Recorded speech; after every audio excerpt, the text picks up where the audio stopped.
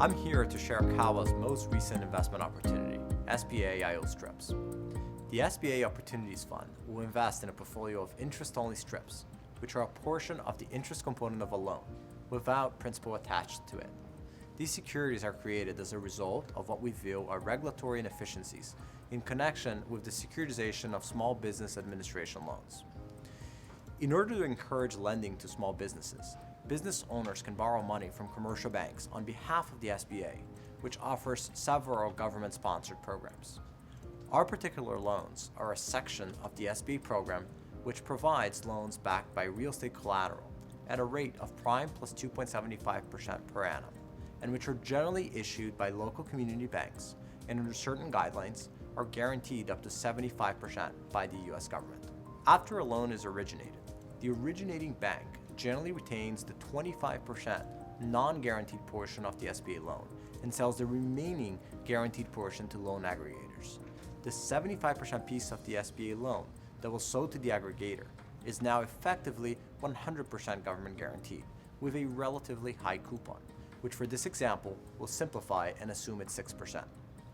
Loan aggregators buy these 100% guaranteed loans, and once they achieve the desirable critical mass, separate them into two pools. Pool number one with a principal and a small coupon payment, and pool number two with the remaining coupon but no principal. Because US government guaranteed securities yield very little, in order to issue a par securitization, pool number one is composed of traditional loans earning low, in other words, stripped coupons. These low coupon loans are then rated, securitized, and sold in the market. For our example, let's assume the coupon of pool 1 is 1%. Pool 2 is made of interest-only bonds, which is effectively the difference between the original coupon of the loans and the reduced coupons of stripped loans used in the securitization. These are fixed streams of cash flows with no principal attached. Using the example above, if the original loan had a 6% coupon and the securitization occurred at 1%, the holder of the IO strip will be entitled to a payment of 5% per annum, as long as the loan is outstanding, but will not be entitled to any principal. Upon the extension of this loan, either because of a maturity, a refinancing, or a default, that cash flow stream will simply stop. The IO bonds from pool number 2 is what our SBA fund will seek to purchase.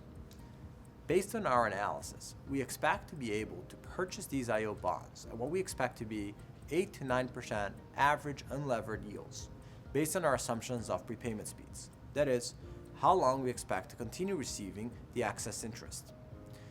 With the potential to use approximately 50% leverage, the fund is targeting net IRRs to investors in the 12 to 14% range per annum.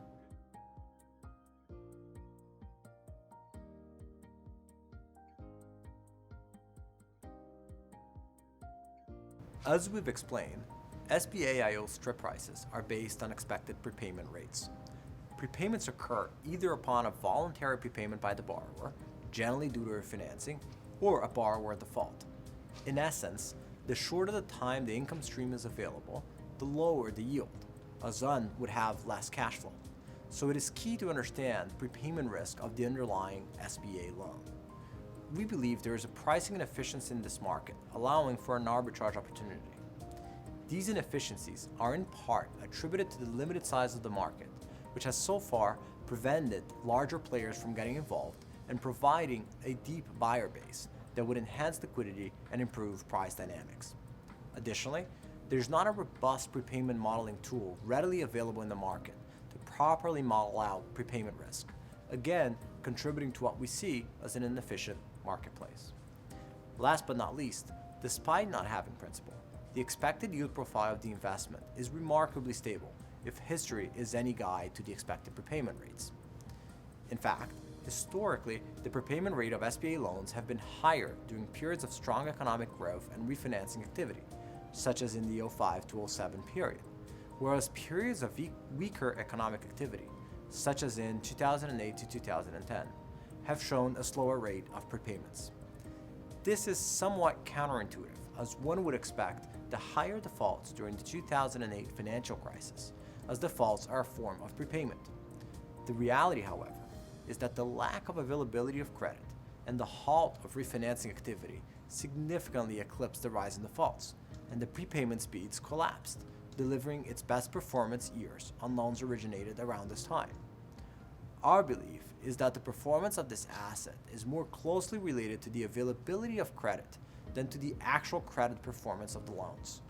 This is important because from a portfolio construction standpoint, this fund is expected to be negatively correlated investment to most traditional asset classes.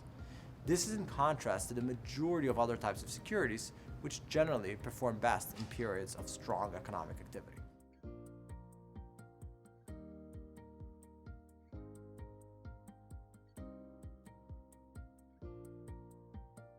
So how did we analyze prepayment risk? First, we did so by creating a robust process to analyze the last 15 years of prepayment data and modeled out prepayment patterns. We used this model to then analyze new loans at the individual level to anticipate prepayment scenarios based on our knowledge of what factors primarily drive prepayments, whether they are voluntary by the borrower or caused by defaults.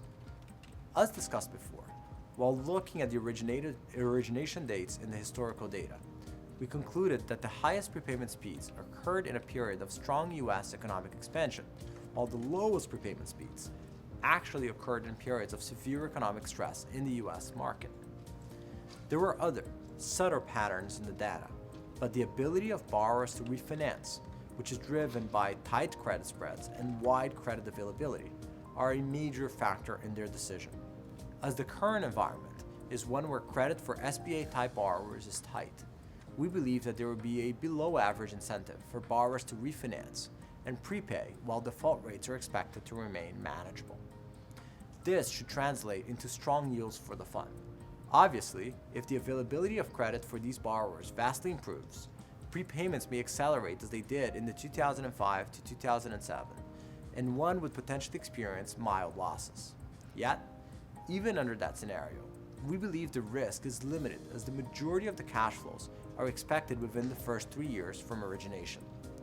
Last but not least, if you look at all of the survival rates of IO strips for the last 15 years, that is, what percentage of a pool is still outstanding after a certain number of months, you will notice a remarkably stable graph, which indicates a high degree of predictability of the expected loans outstanding at any moment.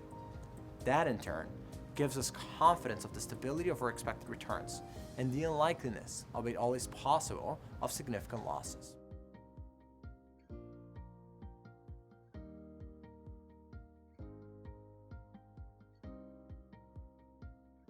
We believe this to be an inefficient, niche market offering us a unique investment opportunity. With the new SBA IO fund, we will purchase SBA IO strips that will earn the fund an expected IRR of 12 to 14% net of fees and expenses. We believe that the fund will provide attractive returns uncorrelated to the performance of stocks and bonds, bringing diversification to a well-balanced portfolio. Moreover, we believe that this investment offers lower volatility than stocks and bonds as the historical survival rates are remarkably stable. The primary risk associated with SBA IOs is prepayment risk, whether voluntary by the borrower or caused by defaults. We believe we have modeled prepayment risk well and understand the different scenarios after carefully analyzing the risk. One of the major performance risks of the fund is also related to its ability to continue originating IO strips at attractive prices and obtain leverage at attractive rates. We believe we have built a robust sourcing network, have already committed to the initial 20 million IO strip purchase, and have had significant discussion with prospective lenders. Thank you for taking the time to learn about the SBA Opportunities Fund. If you have any questions or interest in learning more, please contact us.